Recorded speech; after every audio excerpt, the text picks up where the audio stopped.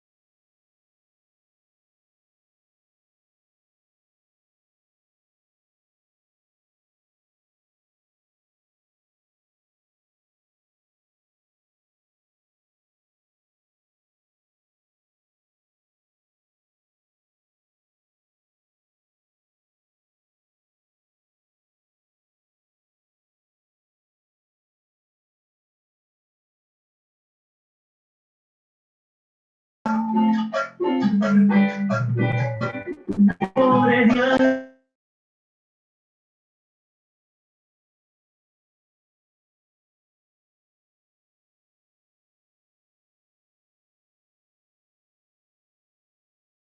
¿Cuál es la variación del rubro?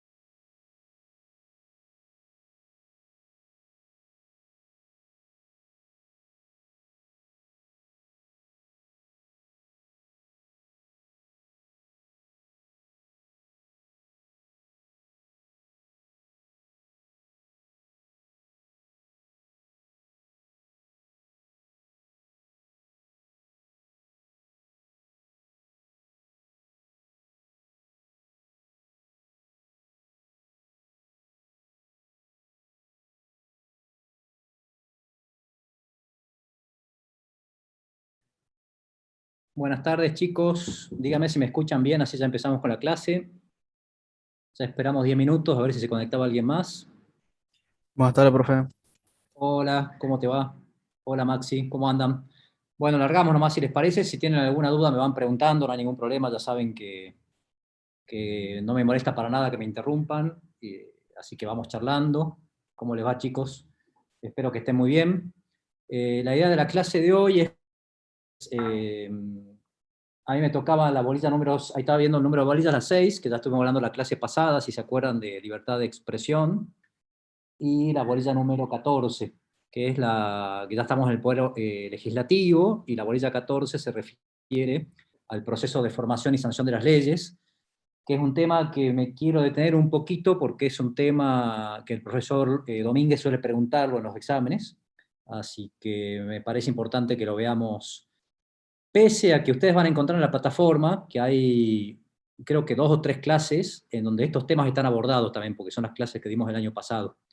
Pero yo estaba pensando si hablar de otros aspectos del programa, que no hablamos el año pasado, pero me parece que como es un tema recurrente, mejor a ustedes les va a ser más útil ver de vuelta ese tema, eh, porque es un tema que casi seguro que va como pregunta de examen.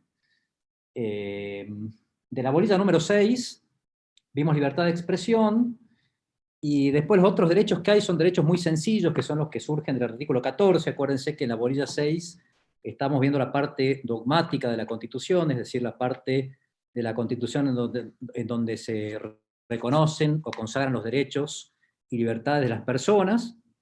Y otro tema que aparece allí es el habeas data, que esto sí les voy a hablar un poquito, muy breve, porque el habeas data es un proceso constitucional o una garantía procesal constitucional, que a mi modo de ver sería un poco más prolijo verlo cuando se ve amparo y habeas corpus, ver allí también habeas data. Pero está acá en esta bolilla porque está relacionada con la libertad de expresión y con la información, ¿sí? Ya vamos a ver bien ahora en esta clase de qué se trata. O sea que en la clase de hoy vamos a ver entonces habeas data de la bolilla número 6, y vamos a avanzar con la bolilla número 14, a ver si podemos terminar de ver el proceso y formación de las leyes, y con eso estaría la estructura de estas 2 bolillas. No sé si me falta una clase más. Si tenemos una clase más, yo creo que sí, hay una clase más conmigo. En ese caso vamos a ampliar un poco estas 2 bolillas, pero quiero que hoy se vayan con los temas más importantes, por lo menos, de cada una de ellas. Entonces, sintetizando, vemos hoy habeas data de la bolilla número 6, y visto eso, pasamos a la bolilla número 14, que son las funciones del Congreso, en particular, cómo se hace una ley, ¿sí? Esperen que voy a poner a grabar, que ya me estaba olvidando. Así se graba y la podemos subir para que vean de vuelta la clase, y para los que no están presentes también puedan ver la clase. Ahí ponemos. Recording in Ahí estamos progress. grabando. Entonces, bueno, el habeas data, como yo les decía recién, es una garantía procesal constitucional. Yo siempre les repito, porque me parece que es importante que se ubiquen, que la materia de derecho constitucional tiene al menos 3 partes: una parte de teoría constitucional, en donde se ven los conceptos fundamentales; una parte dogmática, en donde están los derechos y las garantías. Acuérdense que el habeas corpus, el habeas data y el habeas corpus son garantías constitucionales. Profe, ¿cómo puedo...? Las clases, Joana, se ven en la plataforma, quedan grabadas y subidas en el Moodle, en el sistema que ustedes tienen, con una clave para ingresar. Si alguno tiene problemas para ingresar, le pide ayuda al departamento de alumnos, pero ustedes deben tener una clave para entrar al Moodle, y ahí vamos subiendo material y las clases. Están subidas las clases el año pasado incluso, que eso también les va a servir, porque versan sobre los mismos temas, ¿sí? Entonces les decía, las garantías, tenemos derechos y garantías, parte dogmática, y la parte orgánica, que vamos a ver también hoy una parte, que es cómo se organiza el poder del Estado, los poderes del Estado, qué funciones y limitaciones tienen, ¿sí? Hoy vamos a ver específicamente sobre el poder legislativo, y respecto de una función muy importante que tiene, que es la de dictar leyes, ¿sí? La función legislativa del poder legislativo. Entonces vamos a habeas data. Dije que habeas data estaría dentro de la parte dogmática de la Constitución, porque es una garantía procesal. ¿Qué son las garantías? Bueno, las garantías son mecanismos, procedimientos que establece la Constitución para hacer efectivos los derechos constitucionales, es decir, cuando estos son amenazados, restringidos o lesionados, ¿sí? Existen 2 tipos de garantías: las garantías en el proceso, de las personas de la persona sometida a proceso, que son las del artículo 18 de la Constitución Nacional. Es decir, cualquier persona que está sometida a un proceso, principalmente en un proceso penal, está rodeada de una serie de garantías, porque se está enfrentando nada más ni nada menos que al poder punitivo del Estado, es decir, el poder del Estado de, hablando de sede penal, de encarcelar a una persona, de privarlo de derechos muy importantes, ¿sí? Si estamos en sede civil, del patrimonio, de cuestiones patrimoniales, de familia, es decir, siempre son derechos muy importantes los que están en juego en los procesos jurídicos, los procesos judiciales. Y por eso la persona está rodeada de una serie de garantías que son las procesales. Artículo 18, a tener un abogado defensor, a que no se lo juzgue sin una ley previa, a ser juzgado por jueces naturales, etcétera, etcétera. Y después hay otro tipo de garantías, que son las procesales constitucionales propiamente dichas, que son los procesos constitucionales que existen para hacer efectivo derechos lesionados o restringidos. Por ejemplo, si me restringen la libertad física ambulatoria, por ejemplo, el Estado me priva de la libertad de manera ilegítima, yo tengo un procedimiento constitucional, que es el habeas corpus, que puedo interponer para que ese derecho se restablezca de manera inmediata, ¿sí? Interpongo ese recurso ante un juez de manera jurisdiccional, y ese juez debe escucharme, y si yo tengo razón, rehabilitar mi libertad, que es un derecho fundamental que ha sido restringido o lesionado, ¿sí? De la misma manera, si se me vulnera, por ejemplo, el derecho a la salud, tengo una garantía procesal genérica, que es el amparo, a través del cual puedo también pedirle al Poder Judicial que restablezca o proteja ese derecho constitucional que está lesionado o en peligro. Y acá aparece como una garantía mucho más moderna que el habeas corpus, perdón, y el amparo, el habeas data. Que literalmente habeas data quiere decir el derecho a conocer o a tener los datos, ¿sí? A ser dueño de los datos, ¿sí? Eso quiere decir habeas data literalmente. El habeas data es una garantía entonces constitucional moderna, que tiene que ver con la libertad de información, es decir, las personas a través del habeas data pueden conocer cuáles son los datos que sobre su persona tienen distintas bases de datos, para pedir para que está esa información guardada en una determinada base de datos, y en caso de información errónea, incompleta o falsa, el derecho a que se rectifique o corrija esa información. Y luego vamos a ver que aparece una categoría que se llaman datos sensibles, que son los datos que pueden ser utilizados para discriminar a una persona, por ejemplo, orientación sexual, afiliación de política, etcétera, que puede pedirse la supresión si esa información de una determinada persona está en una determinada base de datos, pública o privada. Históricamente, el habeas data se discutió en la Convención Constituyente de 1994, y históricamente tiene que ver con lo que había pasado en la última dictadura, en donde había muchas personas físicas que habían desaparecido, y el Estado dictatorial de aquel momento no se, o rechazaba brindar información sobre el paradero de estas personas, ¿sí? Acuérdense que en la dictadura argentina, lamentablemente se secuestró a muchas personas y se les privó de la vida, incluso en algunos casos. Pero ante los pedidos, que eran por amparos en ese momento de información, el Estado rechazaba esos pedidos diciendo que esas personas, o que no se tenía información de esas personas, o que el Estado no tenía por qué brindar información, porque se trataba de cuestiones de seguridad pública, ¿sí? Es decir, siempre se crime la doctrina de la seguridad para rechazar este tipo de pedidos.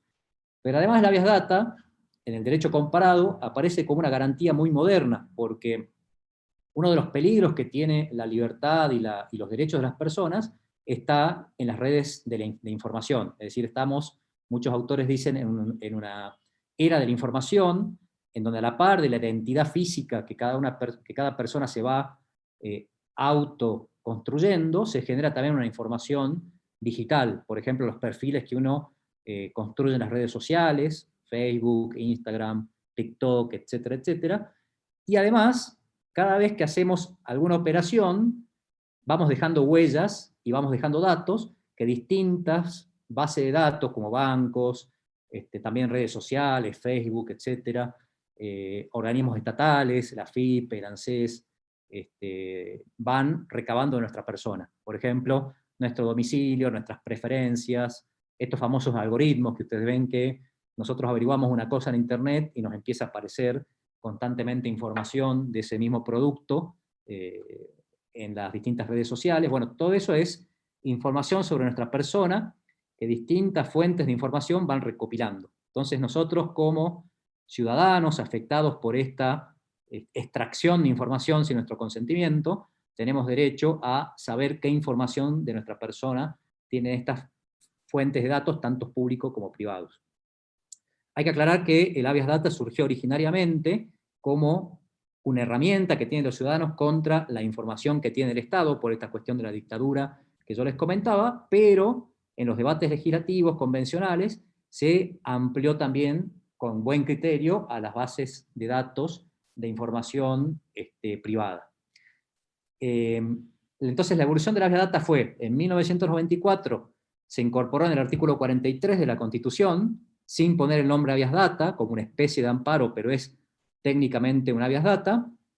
Y luego, en el año 2000, también hubo un hecho importante, porque se sancionó, acá se los anoto, en el año 2000, se los anoto porque es un número, y a veces los números no se entienden bien, se sancionó la ley 25.326, que es la ley de protección.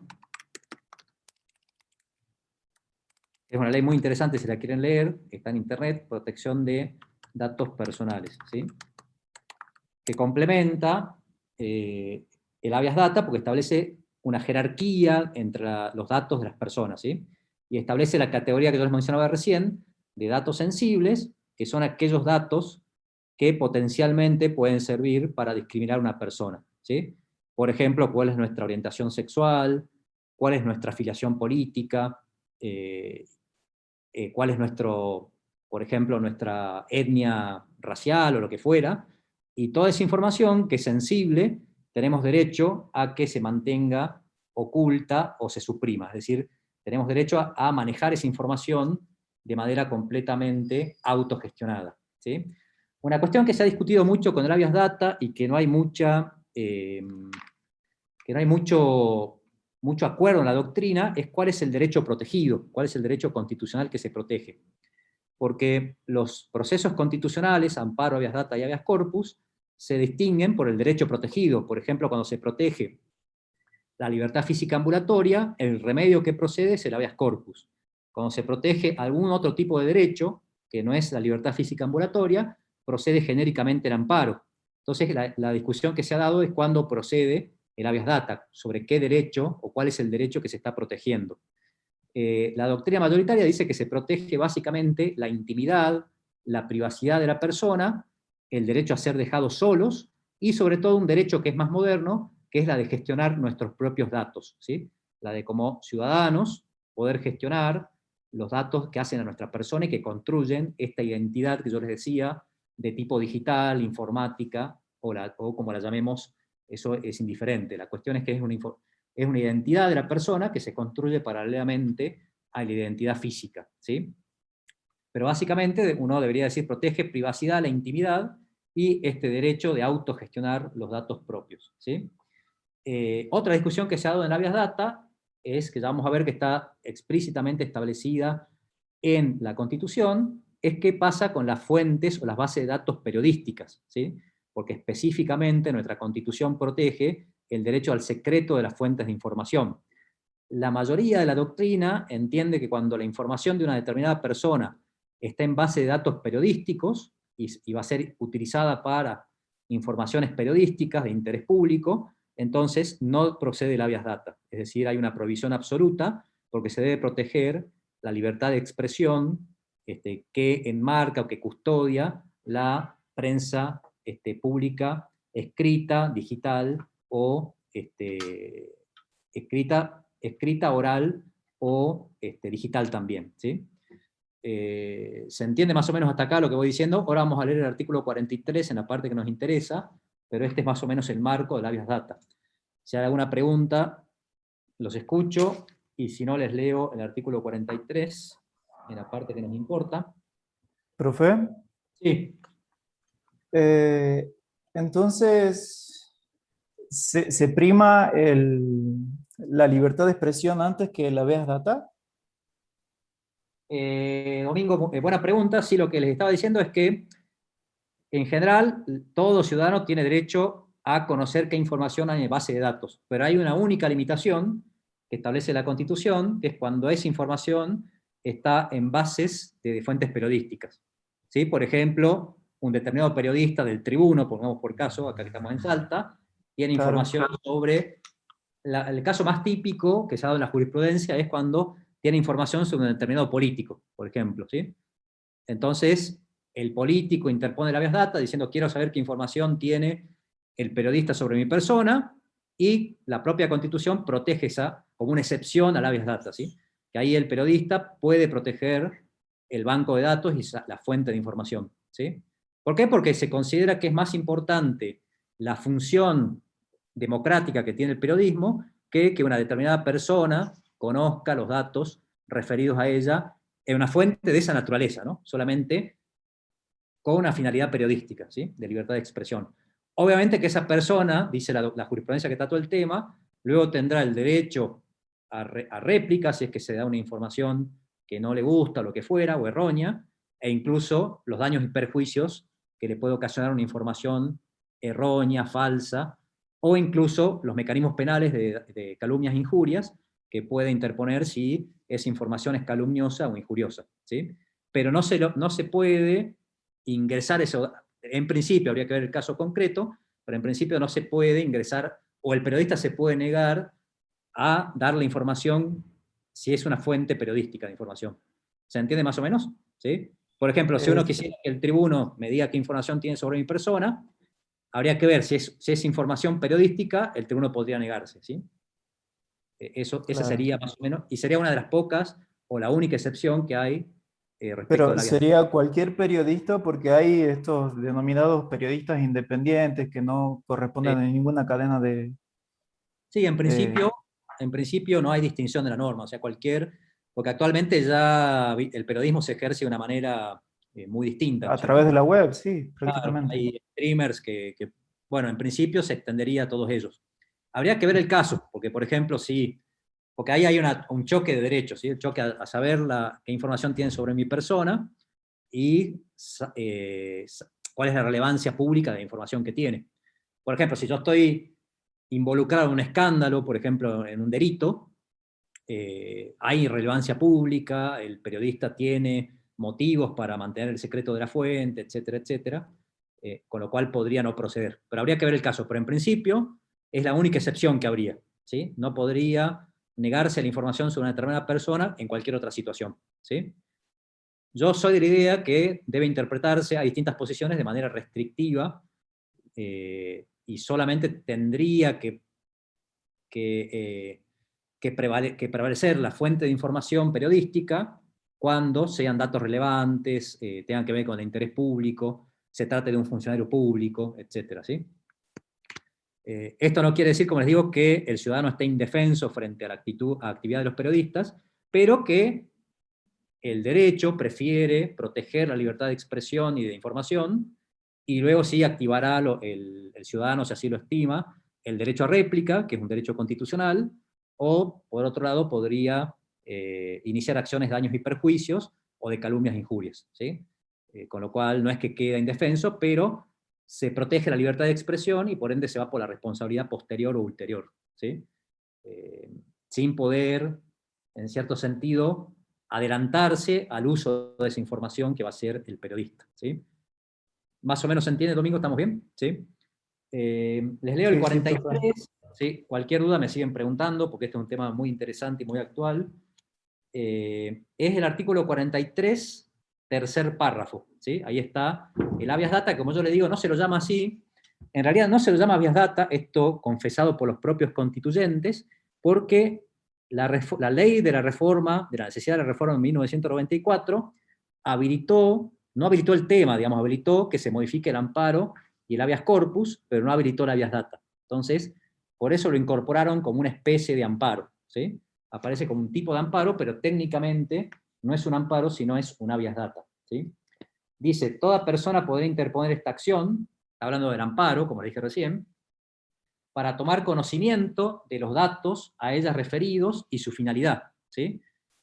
Vean bien, conocimiento de los datos a ellas referidas y su finalidad, es decir, acá nos está diciendo para qué puede interponer habeas data, es decir, respecto de cualquier banco, para saber cuáles son los datos que esa base de datos tiene sobre mi persona, que me tiene que informar, y para qué los está recabando, cuál es la finalidad de recabar esa información, ¿sí? Con fines económicos, periodísticos, de marketing, para vender, para lo que fuera, ¿sí? Me tiene que informar, o por ejemplo la FIP me podría decir, estoy recabando información del contribuyente por una cuestión impositiva, ¿sí? Para ver qué propiedades tiene y poder, por ejemplo, aplicar impuestos, ¿sí? Dice que consten en registros o bancos de datos públicos o los privados destinados a proveer informes, ¿sí? Es decir, son bases de datos que tienen que estar destinados a producir informes de las personas, ¿sí?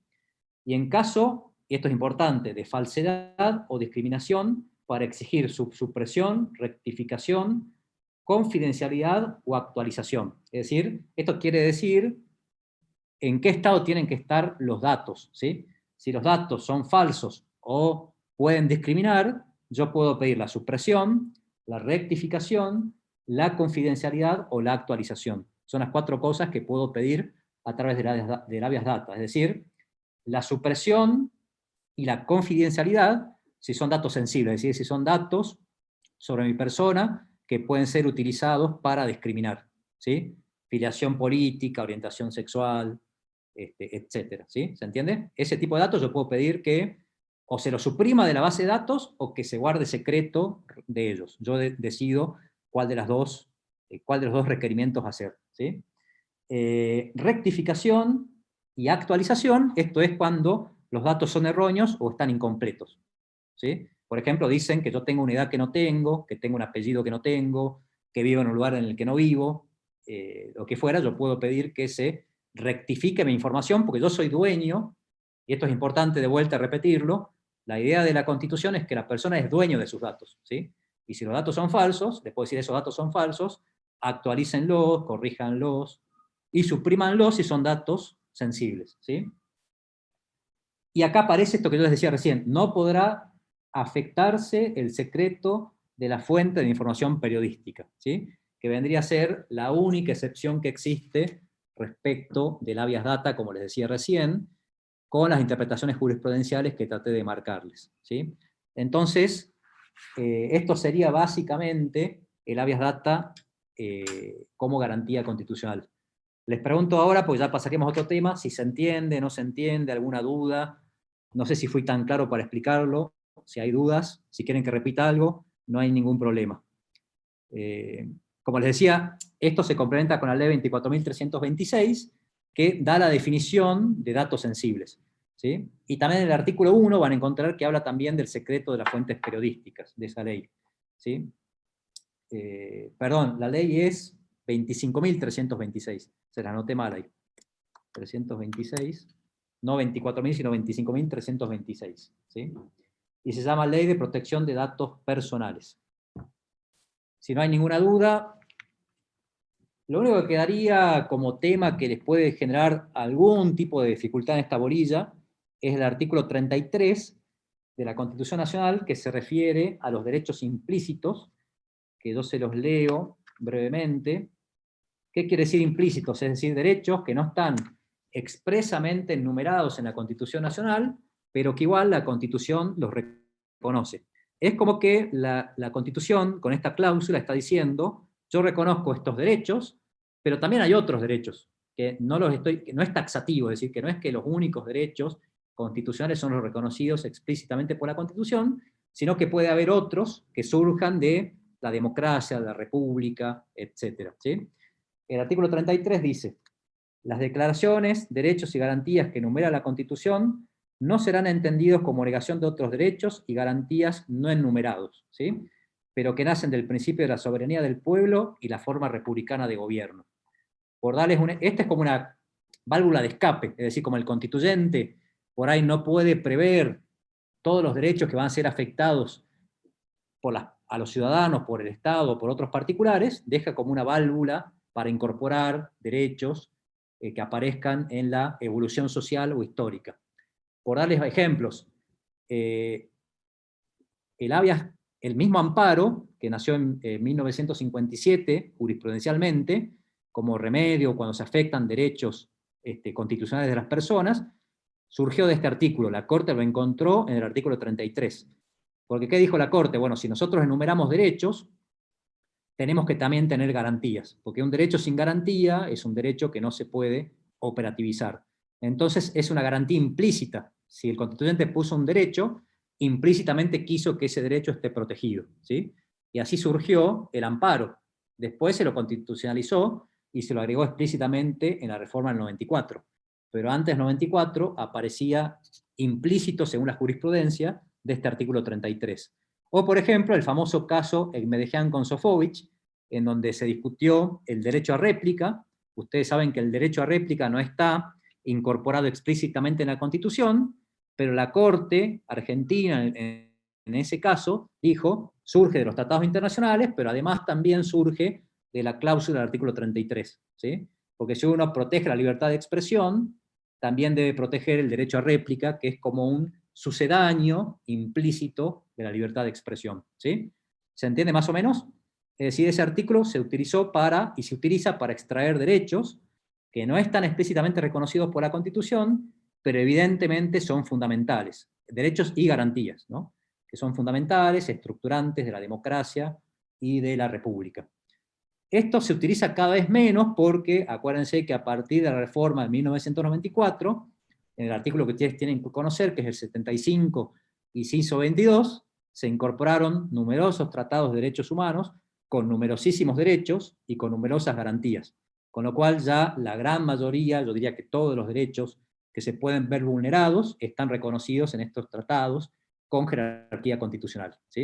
Entonces ya no hace falta encontrar los implícitos en la Constitución, sino que generalmente aparecen en los textos de los tratados que tienen jerarquía constitucional, ¿sí? ¿Se entiende? ¿Vamos bien? Pasamos entonces a la bolilla número 14, que ahí nos ubicamos para que ustedes no se hagan un lío en la cabeza, en la parte orgánica de la Constitución, es decir, en la parte donde la Constitución estructura los poderes del Estado, y donde la Constitución nos dice cuáles son las facultades que cada poder del Estado tiene, y a su vez cuáles son los límites. Particularmente nos vamos a sentar ahora en el Poder Legislativo y en la principal función que tiene el Poder Legislativo, que es dictar leyes generales y obligatorias para todos los ciudadanos y habitantes de la nación, ¿sí? Ahí nos vamos a ubicar ahora. Ustedes saben que el Congreso de la Nación, que es el Poder Legislativo, tiene dos funciones principales que son la legislativa y la de control, ¿sí? La de dictar leyes y la de controlar. La de control, porque estamos, como ustedes saben, en un sistema de pesos y contrapesos, de división de poderes y control recíproco entre los poderes. Entonces cada poder tiene también mecanismos de control respecto de los otros, ¿sí? Por ejemplo, el poder legislativo tiene la facultad de enjuiciar a los máximos funcionarios del Estado, incluidos el presidente y el vicepresidente, a través del juicio político, cuando, por ejemplo, estos funcionarios cometan delitos o mal desempeño en sus funciones, ¿sí? Los puede expulsar de la función pública, por dar un ejemplo. Ahí el Poder Legislativo está ejerciendo su función de control, ¿sí? Eso ahora, en esta bolilla, no nos interesa. Nos interesa las funciones positivas que realiza el Poder Legislativo y particularmente la más importante, que es la de dictar leyes. ¿Por qué dicta leyes el Poder Legislativo? Bueno, porque es una expresión de la democracia. La democracia supone que nos autogobernamos nosotros como ciudadanos. Como no podemos autogobernarnos de manera directa, lo hacemos a través de nuestros representantes, que nuestros representantes están principalmente en el Poder Legislativo, en donde está representado la totalidad de la población, ¿sí? ¿Por qué no en el Ejecutivo? Porque el Poder Ejecutivo representa a la mayoría de la población, porque gana el candidato más votado, ¿no es cierto? En este caso ganó en la última elección Alberto Fernández, que fue el presidente más votado, y la oposición no integra el Poder Ejecutivo, ¿sí? Porque perdió. En cambio, en el Poder Legislativo hay otra dinámica, porque se entiende que deben estar representadas proporcionalmente todas las fuerzas políticas, ¿sí? Entonces, no solamente está integrado por el partido mayoritario, sino también por los partidos minoritarios, y allí está la mayor, y por ese motivo está la mayor representación popular, y por ese motivo, como estamos en democracia, el único que puede dictar en principio leyes obligatorias en representación del pueblo es el Congreso, ¿sí? ¿Se entiende hasta acá, no es cierto? Esto es claro. Entonces, vamos a ver ahora este mecanismo que la Constitución diseña para que se dicten normas generales obligatorias, llamadas leyes en sentido formal, para obligar a la totalidad de la población, gobernantes y gobernados. Lo primero que yo debería marcarles a ustedes es que el proceso legislativo es un proceso complejo, que incluye la actividad del Poder Legislativo, pero también hay una etapa en donde interviene también el Poder Ejecutivo. Es decir, de entrada es un proceso en donde intervienen dos poderes del Estado. El legislativo, que es el principal, obviamente, y luego el ejecutivo. Otra cosa tal vez importante es que acá también el Congreso actúa separado en cámaras, ¿sí? Cámara de origen y Cámara revisora, Cámara de senadores y diputados, que pueden ser recíprocamente de origen y revisora. Y esto también es importante porque para producir una ley, que es el acto más importante de la democracia, es necesario que haya una gran deliberación, es decir, que diputados y senadores deliberen, intercambien opiniones, se corrijan, se observen, y luego que también intervenga el Poder Ejecutivo. Es decir, lo que quiere asegurar la Constitución es que sea un proceso de máxima deliberación, ¿sí? Por eso es complejo y por eso tiene distintas instancias, ¿sí? Y por eso tiene, como vamos a ver ahora, distintos ribetes. La doctrina, ustedes van a ver en los manuales, hace una clasificación de las distintas etapas del proceso de formación de las leyes, diciendo que existe una primera etapa llamada, se las anoto acá también, de iniciativa, que es donde se inicia el camino de la ley, para decirlo de manera metafórica, es decir, se presenta en dónde y quiénes son los que pueden presentar el proyecto de ley, se discute en esta primera instancia de iniciativa. Después hay una segunda etapa que se llama constitutiva, ahí también se los anoto, que es la que se da propiamente en el Congreso, ¿sí? En donde las cámaras van a deliberar sobre el proyecto de ley y van a constituir, por eso se llama así, la ley, la sancionan, se constituye la ley, o la rechazan, ¿sí? Es la constitutiva del proyecto y de la ley, por eso se llama constitutiva. Y después hay una tercera etapa que se llama de eficacia, que es donde interviene el Poder Ejecutivo, que el Poder Ejecutivo tiene una función de control, pero también tiene una función de poner en ejercicio a la ley, es decir, de eficacia, por eso se llama así, es decir, de hacer efectiva la ley, de hacer que entre en vigencia esa ley, ese proyecto de ley que ha sancionado el Congreso, ¿sí? Entonces tenemos etapa de iniciativa, constitutiva y de eficacia, ¿sí? Las dos primeras se podría decir que se dan en el ámbito del Congreso, y la última de eficacia se da en el ámbito del Poder Ejecutivo, ¿sí?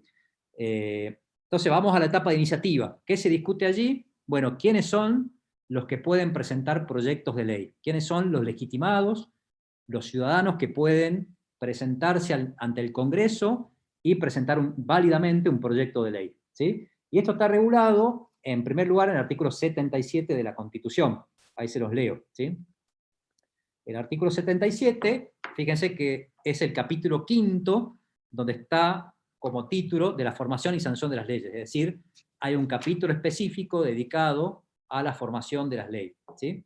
El artículo 77 dice: las leyes pueden tener principio en cualquiera de las cámaras del Congreso, por proyectos presentados por sus miembros o por el Poder Ejecutivo, salvo las excepciones que establece la Constitución. Es decir, ¿qué está diciendo acá la Constitución? Que cualquiera de las dos cámaras puede ser receptora de un proyecto de ley, ¿sí? Tanto la de senadores como la de diputados, es indistinto, salvo que la Constitución expresamente establezca lo contrario, ¿sí? Y hay algunas pocas excepciones en la Constitución, por ejemplo, los proyectos de ley relacionados a la coparticipación federal, artículo 75, inciso 2, artículo 77, Pedro, ahí se los pongo, artículo 77, ¿sí? Ustedes van a ver que el artículo 77 al 84, acá se los pongo también, del 77 al 84, está regulado este proceso de formación y sanción de las leyes, ¿sí? Entonces les decía, los proyectos de ley pueden ser presentados indistintamente ante cualquier cámara, diputados o senadores, salvo que la Constitución establezca expresamente lo contrario, y al respecto hay unas pocas excepciones. Por ejemplo, se tiene que presentar exclusivamente ante la Cámara de Senadores el proyecto de ley convenio de la coparticipación federal que establece el artículo 75, inciso 2 de la Constitución Nacional. También debe ser presentada exclusivamente ante el Congreso, ante la Cámara de Senadores de la Nación, los proyectos que tengan que ver con el crecimiento armónico de la nación y de las provincias, que regula el artículo 75, inciso 19 de la Constitución Nacional.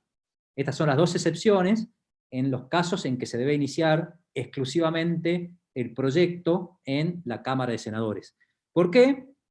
Primero, porque son proyectos relacionados con el federalismo, y la Cámara de Senadores, ¿a quién representa? No me van a contestar porque no contestan nunca, pero representa a las provincias, ¿no es cierto? Por eso, cuando son cuestiones relacionadas con el federalismo, es lógico que se presente ante la Cámara de Senadores. Y también, ¿por qué es esto? Pues ya vamos a ver que la Cámara de origen, es decir, la Cámara en donde se presenta inicialmente el proyecto, tiene una prevalencia, prevalece su voluntad en el proceso de formación de las leyes. Ya vamos a ver por qué sucede esto cuando veamos el procedimiento.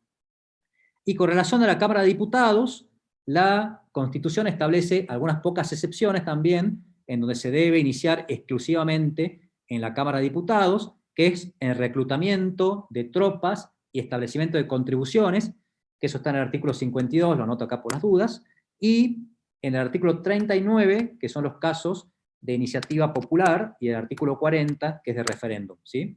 Esos son los artículos que establecen los proyectos de ley que deben ser presentados exclusivamente en la Cámara de Diputados, ¿sí? ¿Quiénes pueden presentar los proyectos de ley? Es la segunda pregunta que responde el artículo 77 de la Constitución. Dice la Constitución que puede ser presentado por los miembros del Congreso, es decir, por cualquier senador o cualquier diputado, o por el Poder Ejecutivo. Es decir, que el presidente también puede presentar proyectos de ley. Y acá hay que hacer una aclaración muy importante. En 1994 se incorporaron varios artículos que tienen que ver, específicamente dos, el 39 y el 40, que tienen que ver con la democracia directa. Es decir, se trató de romper este esquema de democracia representativa y establecer algunos mecanismos de democracia directa, es decir, que permiten a los ciudadanos participar directamente de ciertos actos importantes que hacen al autogobierno. Entre ellos, la iniciativa popular, que está regulada en el artículo 39, y la consulta popular, que está regulada en el artículo 40. Entonces, a partir del 94, hay un sujeto nuevo que puede presentar proyectos de ley, que son los ciudadanos cuando cumplen con las pautas que fija el artículo 39, que se los voy a leer brevemente. Dice esta cláusula de 1994, los ciudadanos tienen el derecho de iniciativa para presentar proyectos de ley en la Cámara de Diputados. Acá está una de las excepciones que establece la indistinción entre la Cámara de origen y la revisora, ¿sí? El Congreso deberá darle expreso tratamiento dentro del término de 12 meses. Es decir, es tan importante este proyecto de ley porque ha tenido un origen tan democrático que el Congreso lo debe tratar en un plazo de 1 año como máximo. No lo puede cajonear, digámoslo así, lo debe tratar expresamente. Esto no quiere decir que lo deba aprobar necesariamente, pero sí que debe tratarlo, o aprobarlo o rechazarlo, pero sí tratarlo, ¿sí? Y después dice que se va a dictar una ley que debe establecer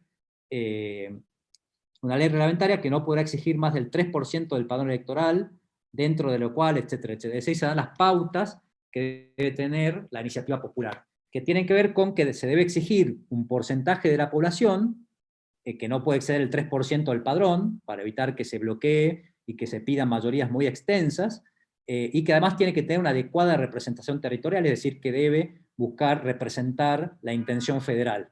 Por ejemplo, no podrá haber proyectos presentados únicamente por ciudadanos de Buenos Aires, sino que deberán buscar también ciudadanos del interior de la provincia, ¿sí? Para que sea realmente una iniciativa federal, ¿sí? Más o menos se entiende esto.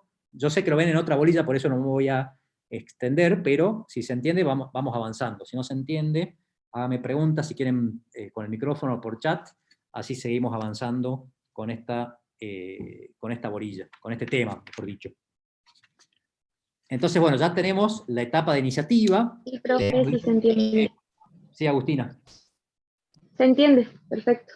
Ah, perfecto, perfecto. Bueno, entonces ya tenemos delimitada la etapa de iniciativa, ya sabemos quiénes pueden iniciar los proyectos de ley, tanto diputados como senadores como el presidente, y también los ciudadanos, siempre y cuando cumplan con el procedimiento de la iniciativa popular, que ustedes habrán visto alguna vez, que se pide, por ejemplo, firmas para presentar un proyecto, porque ahí se está tratando de cumplir con los porcentajes que la ley establece para poder presentar un proyecto de ley, ¿sí? Se puede presentar indistintamente en cualquiera de las dos cámaras, salvo las excepciones que establece la Constitución, que ya las he enumerado, y ahora vamos a pasar entonces a la segunda etapa, que es la etapa llamada constitutiva, ¿sí? Ingresa el proyecto de ley. Sí. Sí, el proyecto que presenta por iniciativa popular, se lo presenta primero a algún diputado, o sea, o senador, para que él lo eleve a la Cámara, o es directo, No, digamos. es directo, porque justamente cuando uno habla de iniciativa, estamos hablando de quién está legitimado, quién es el que puede presentar directamente el proyecto para que inicie el proceso, ¿sí? Se lo presenta directamente a la Cámara, ¿sí? Porque el pueblo está legitimado a presentar directamente el proyecto. La respuesta a tu pregunta sería, si yo, por ejemplo, como no tengo las mayorías que me pide la ley, y tengo un proyecto de ley que quiero que se presente, sí puedo hablar con un diputado para que lo presente. Pero en ese caso, la presentación va a ser del diputado, no va a ser mía. ¿Se entiende? Entiendo, sí. Porque es el que está legitimado, ¿sí? En cambio, si yo tengo las mayorías que establece la ley, va como iniciativa popular. Y con este requisito que tiene que ser tratado sí o sí por la Cámara, por las dos cámaras, en el plazo de 12 meses, ¿sí? Que eso no tiene cualquier otro, los otros proyectos no tienen esa exigencia, ¿sí? Claro. ¿Y en la Constitución provincial también está establecido eso, o directamente es para la...? En la Constitución provincial, es una buena pregunta, no me acuerdo en este momento, ahora la podemos ver, pero yo creo que sí, que también hay... ¿Sabes? Que como yo doy clase de constitucional federal, digamos, la parte provincial la tengo medio olvidada. Es una buena... Yo creo que sí se incorporó en una de las últimas reformas, no sé si en el 98, yo creo que se incorporó también. Ahora nos fijamos porque tengo la Constitución acá, la miramos. No hay problema. Pero creo que sí, creo que también está receptado. Sí, bueno, me parece que sí. Gracias. No, gracias a vos. Bueno, entonces, presentado el proyecto, la Cámara donde se presenta el proyecto se llama Cámara de Origen. Por ejemplo, yo presento ante la Cámara de Senadores, la Cámara de Senadores va a ser la Cámara de Origen, y la Cámara donde no presente el proyecto va a ser la Cámara Revisora, ¿sí? Automáticamente las cámaras adquieren ese nombre y esa función en el proceso de formación y sanción de las leyes. Hay un proceso simple, que se ha llamado así en doctrina, de formación de las leyes, que está regulado en el artículo 78 de la Constitución Nacional, que vendría a ser simple porque todos lo aprueban, ¿sí? La Cámara de Origen aprueba el proyecto, la Cámara Revisora aprueba el proyecto sin hacer observaciones ni enmiendas, y luego pasa al Poder Ejecutivo, que también aprueba y promulga el proyecto, ¿sí? Es un proyecto lineal, eso es un proceso lineal, estamos todos de acuerdo, es un proyecto que ha tenido mucho consenso, y rápidamente se promulga y publica. Es decir, el Ejecutivo tampoco lo veta, y se publica en el boletín oficial, y allí termina la sanción de las leyes. Y hay un proceso complejo que se da cuando hay rechazos u observaciones en los proyectos de ley, ¿sí? Que eso está regulado en los artículos 80 y siguientes, ¿sí? 81 y demás, ¿sí? Esto para que lo tengan en cuenta, pero me parece que como estamos ya muy avanzando ahora, no voy a leer los artículos, sino que les voy a explicar a grandes rasgos qué consiste este proceso complejo de sanción de las leyes. Lo primero que hay que decir es que cualquiera de las cámaras puede rechazar completamente el proyecto, ¿sí? Si es rechazado completamente el proyecto por la Cámara de Origen o la Cámara Revisora, ese proyecto no puede volver a ser tratado durante ese año legislativo. Pongamos por caso, en marzo o en mayo, dentro del periodo de sesiones, se presenta un proyecto de ley, ese proyecto es rechazado por la Cámara de Origen, por ejemplo por el Senado, y ese proyecto se expulsa, si se quiere, del sistema, del sistema o de la etapa constitutiva, y si se quiere volver a tratar, tendrá que ser presentado nuevamente el próximo año. Ejemplo de esto es la ley de aborto, que en el primer intento se aprobó en la Cámara de Diputados, pero se rechazó en la Cámara de Senadores totalmente, y ese proyecto se pudo presentar recién nuevamente al siguiente año legislativo. No me acuerdo si fue el siguiente o el siguiente, pero no se puede volver a tratar, ¿sí? El rechazo, como dije, puede ser en cualquiera de las dos cámaras. Puede ser que lo rechace la Cámara de Origen o la Cámara Revisora, es decir, que la Cámara de Origen lo apruebe y la Cámara Revisora lo rechace totalmente, ¿sí? Segunda posibilidad que puede pasar en el proceso complejo o compuesto de leyes. Se aprueba en la Cámara de Origen, pasa a la Cámara Revisora, y la Cámara Revisora no lo rechaza totalmente, pero le hace observaciones, ¿sí? Por ejemplo, el artículo 5 tiene que ser reformulado, cambiamos el artículo 7, cambiamos el artículo 8, lo que fuera, ¿sí? ¿Qué pasa en ese caso? En ese caso, el proyecto de ley vuelve a la Cámara de Origen, que tiene dos opciones, ¿sí? La Cámara de Origen puede tomar las observaciones que le ha dado la Cámara de Revisora y aprobarlo con mayoría simple o mayoría absoluta, en cuyo caso ya pasa directamente al Poder Ejecutivo con esas observaciones, o puede insistir con la redacción originaria. Y este punto es importante porque acá está la prevalencia que tiene la Cámara de Origen sobre la revisora en el proceso de sanción de las leyes. Pero ¿qué tiene que hacer para poder insistir con el proyecto originario? Debe empatar la votación de la Cámara Revisora. ¿Qué quiere decir esto? Que cuando la Cámara Revisora introduce las observaciones o correcciones, debe indicar con qué mayoría se votaron esas correcciones. Y la Cámara de Origen puede insistir empatando al menos la votación, las mayorías de la votación de la Cámara Revisora. Por ejemplo, si las reformas fueron introducidas por mayoría absoluta, la Cámara de Origen puede insistir con el proyecto originario por mayoría absoluta.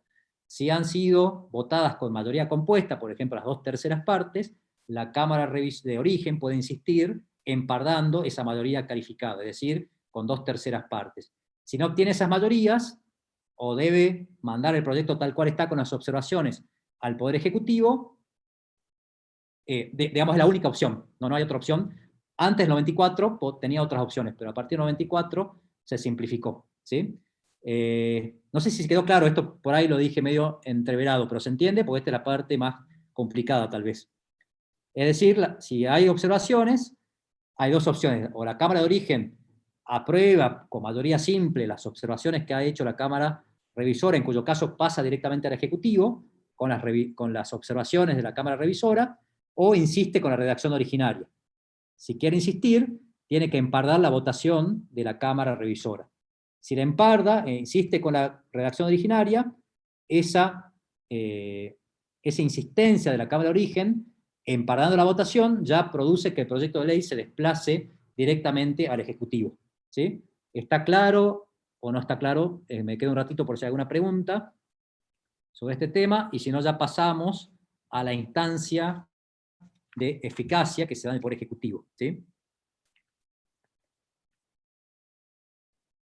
Bueno, si está claro, seguimos entonces. Otra cosa importante que ha agregado la reforma 94 es la posibilidad de aprobar los proyectos en comisiones, ¿sí?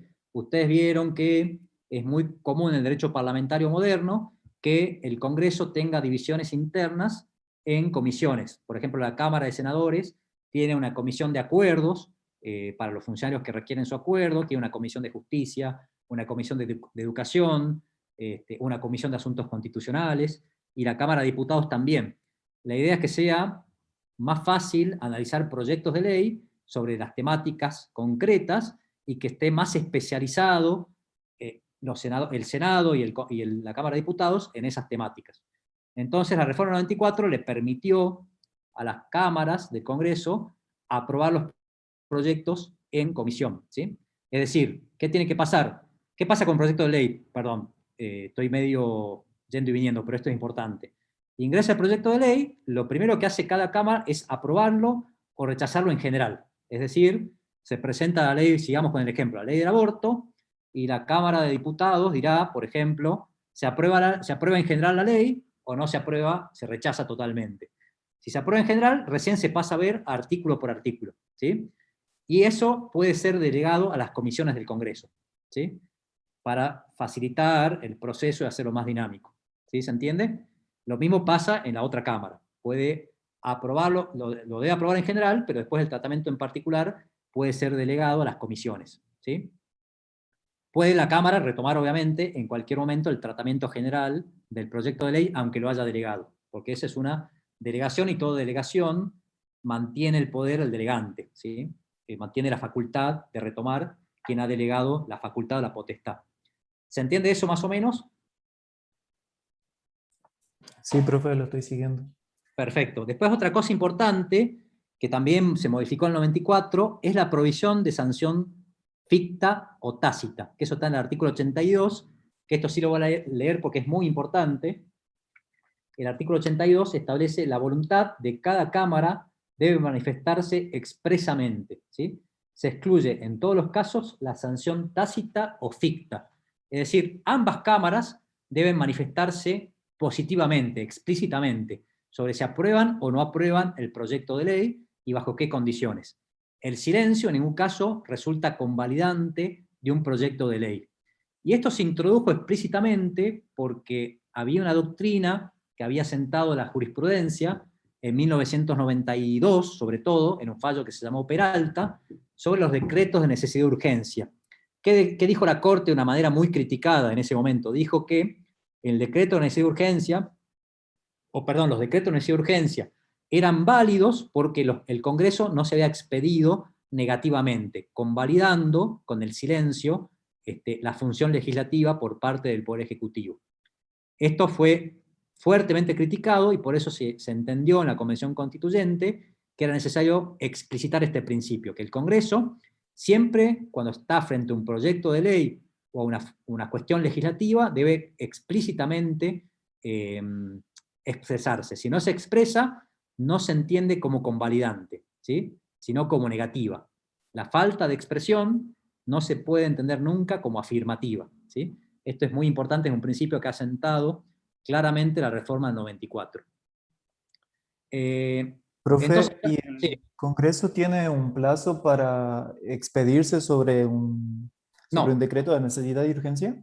Bueno, no, eso es otra cosa, no quiero que se confundan, pero esta pregunta está bien porque precisamente la ley 26.122, ustedes no sé si ya vieron el tema del decreto de necesidad y urgencia, pero la ley 26.122 estableció muy mal control de los decretos de necesidad y urgencia y estableció que las cámaras deben rechazar explícitamente, las dos cámaras deben rechazar explícitamente el decreto de necesidad y urgencia para que pierda validez, ¿sí? Esto claramente choca con la previsión del artículo 82 que les acabo de leer. Y la Corte recientemente, en un fallo que salió este año, ¿sí? En un fallo muy reciente, hace menos de un mes, dijo que los decretos de necesidad de urgencia, para ser válidos, tienen que ser expresamente aprobados por ambas cámaras. Si las cámaras callan, entonces se debe entender que no ha habido aprobación de ese proyecto, que ese proyecto pierde vigencia, ¿sí? Es decir, que el silencio de las cámaras no convalida el decreto de necesidad de urgencia, ¿sí? Pero eso yo no los quiero confundir porque es de otro tema, pero sí relacionado con esto, pero que sería el control legislativo de los decretos de necesidad de urgencia, ¿sí? ¿Se entiende más o menos? Espero que no se les haya hecho una ensalada. Hoy no estoy tan claro para explicar como otros días, por eso les repito si hace falta, ¿sí? Bueno, entonces tenemos ya superada la etapa de iniciativa, superada la etapa en el Congreso, que se llama etapa constitutiva, y nos vamos ahora a la etapa de eficacia, es decir, la que se da en el Poder Ejecutivo.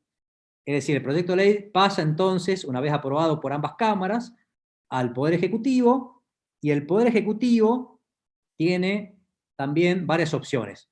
En primer lugar, aprobar el proyecto o rechazarlo, que eso se llama veto, o promulgarlo total o parcialmente, o rechazarlo total o parcialmente, ¿sí? Entonces, de vuelta, o puede aprobarlo, o puede rechazarlo total o parcialmente, o aprobarlo parcialmente, ¿sí? Que se llama promulgación parcial del proyecto de ley. Igual, para que se queden tranquilos, hay un video que yo subí el año pasado, que está todavía, lo chequeé antes de la clase, en donde se explica con cuadritos, líneas, de una manera muy clara, este proyecto que yo les estoy explicando acá. Así que ahí les recomiendo que lo vean, y cualquier duda que queden, igual nos preguntan. Pero entonces, pasa el proyecto al Ejecutivo, y el Ejecutivo tiene 10 días para aprobarlo, ¿sí? Si en 10 días no se expide, que acá hay un caso de sanción ficta, de aprobación ficta, pero no del Congreso, sino del Poder Ejecutivo, ese proyecto queda automáticamente promulgado, ¿sí? Promulgar quiere decir simplemente aprobar el proyecto de ley, ¿sí? El Ejecutivo lo promulga ese proyecto dándole forma ya de ley. Ya deja de ser un proyecto de ley una vez que está promulgado y pasa a ser una ley, ¿sí? Esto lo puede hacer explícitamente a través de un decreto, y si no lo hace explícitamente, se promulga automáticamente a los 10 días de ingresado el proyecto al Poder Ejecutivo.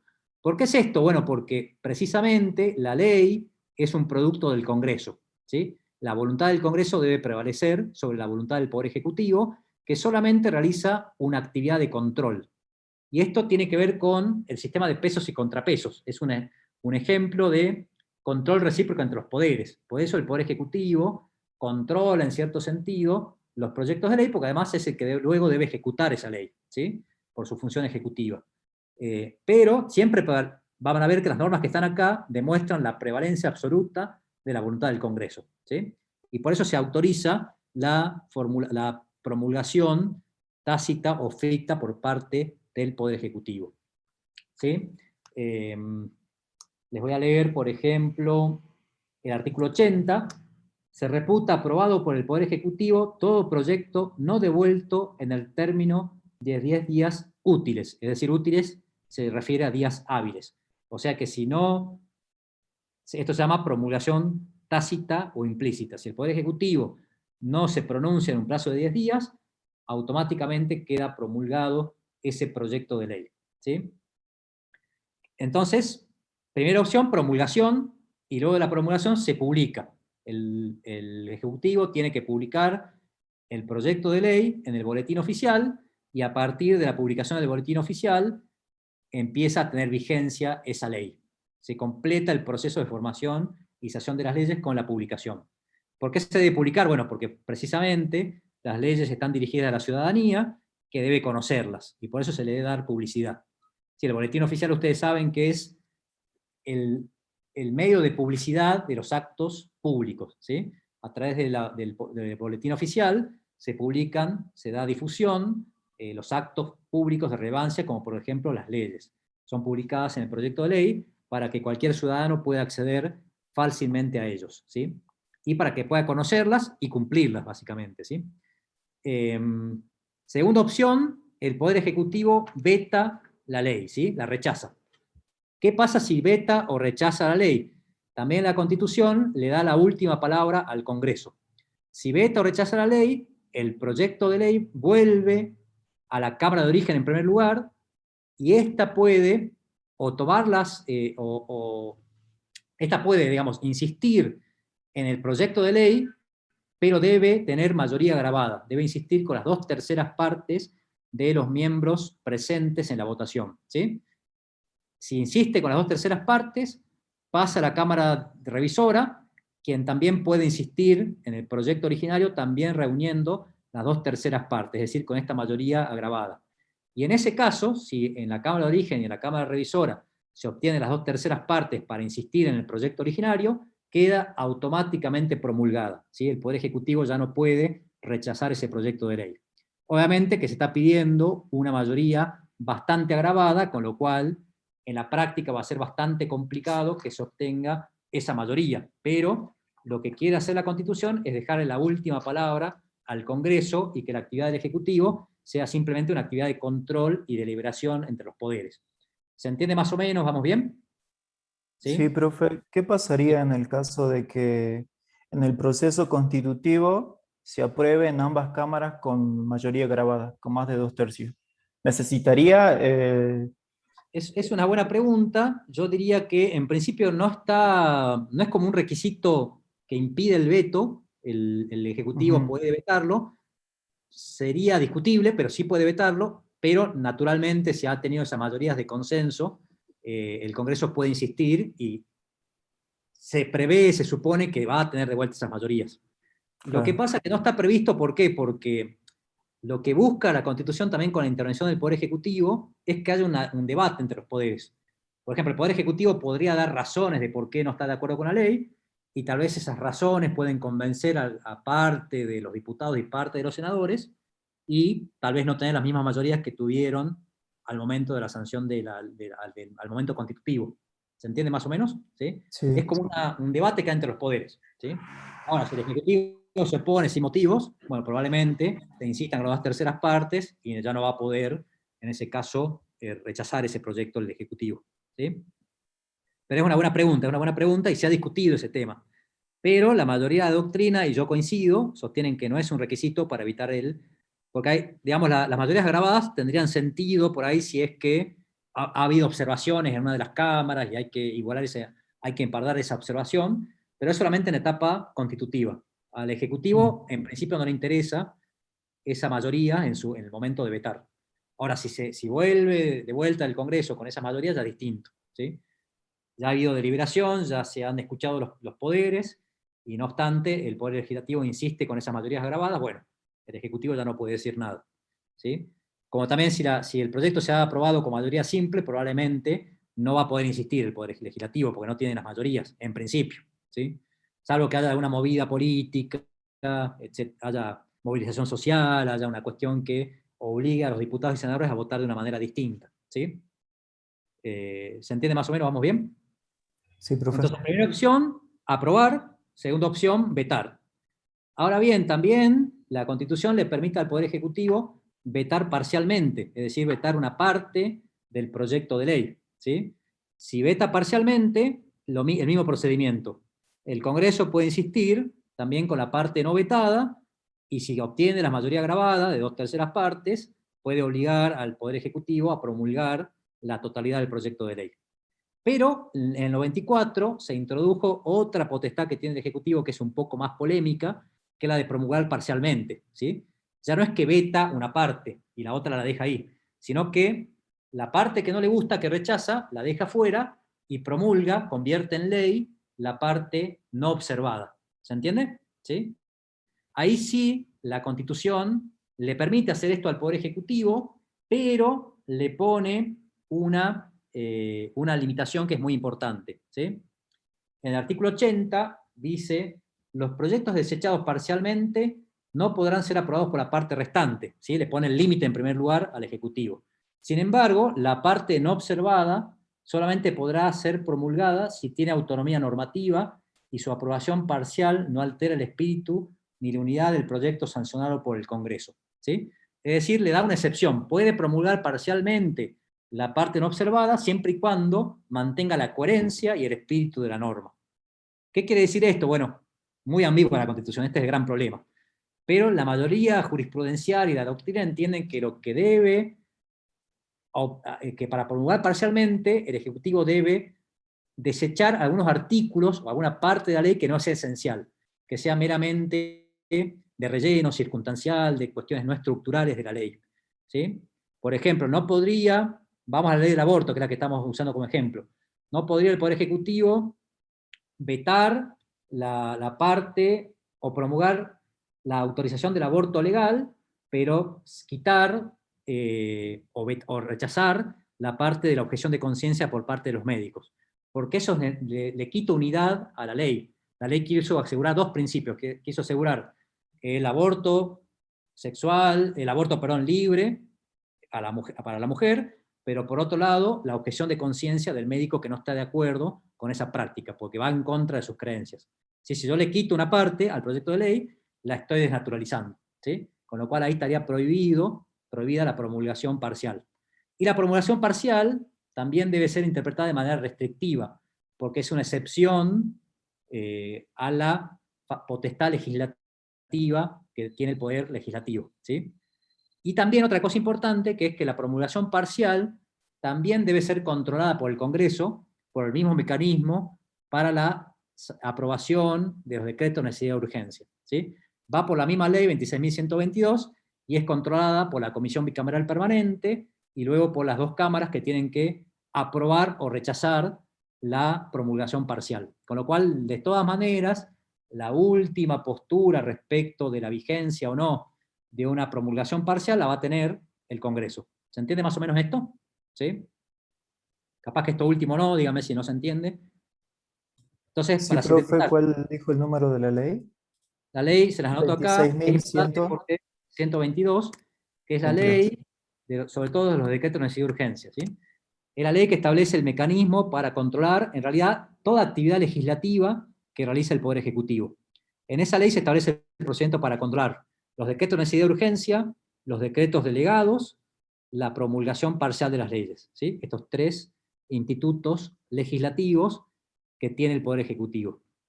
¿Y qué control tiene? Bueno, control parlamentario. El Congreso, que es el que tiene que tener la última palabra, controla estas decisiones del Poder Ejecutivo, ¿sí? Y va a decir, en última instancia, si tienen o no validez constitucional. ¿Se entiende más o menos?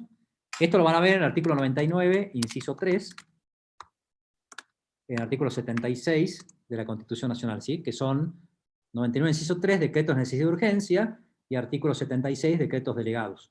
No sé si ya vieron esos temas, pero si no los vieron ya los van a ver, no se preocupen porque son temas importantes que se van a ver con detalle en la materia. ¿Vamos bien hasta acá? ¿Sí se va entendiendo? Todas las opciones que hay.